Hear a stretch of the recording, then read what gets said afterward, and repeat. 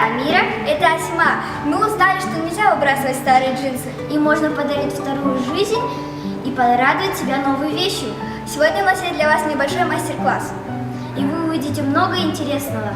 Ну тогда поехали!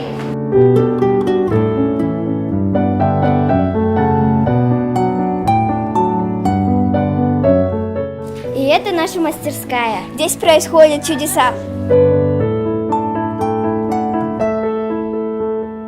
Для начала нам нужно нарисовать эскизы. Вот наши эскизы. А потом для каждого дизайнера важно нарисовать свое лекало. А потом это надо перенести на старые джинсы. И это наши старые джинсы. Потом мы отрезали это и сшили платье. И сейчас мы его разукрашиваем.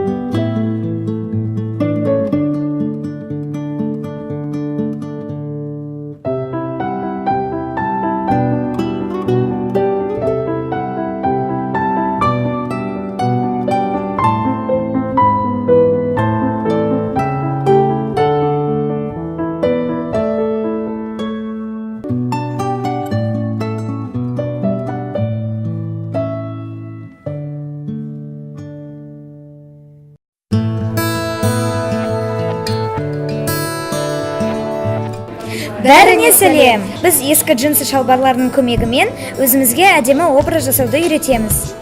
Алдымен біз болашақ образымызды елестету үшін эскиз жасаймыз. Бұл әр дизайнер үшін өте маңызды. Әр адамға тағы өзіне лекало жасау керек. Ол лекалоны біз джинсыға түсіреміз.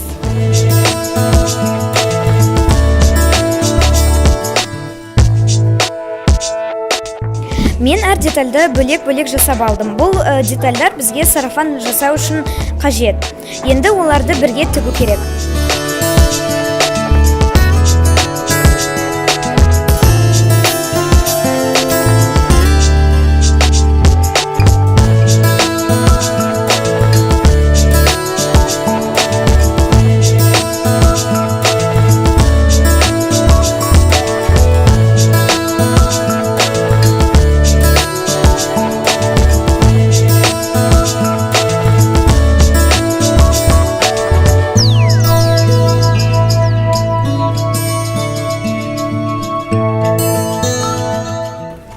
Я сегодня сделала естественный дневной макияж в коричневых тонах.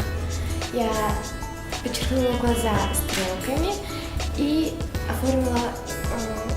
накрасила глаза коричневыми оттенками.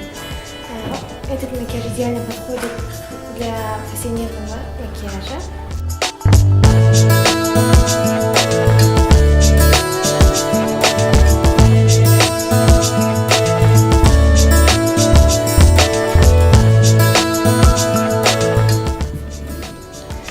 Мен бүгін күндізгі макияж түрін жасап отырмын.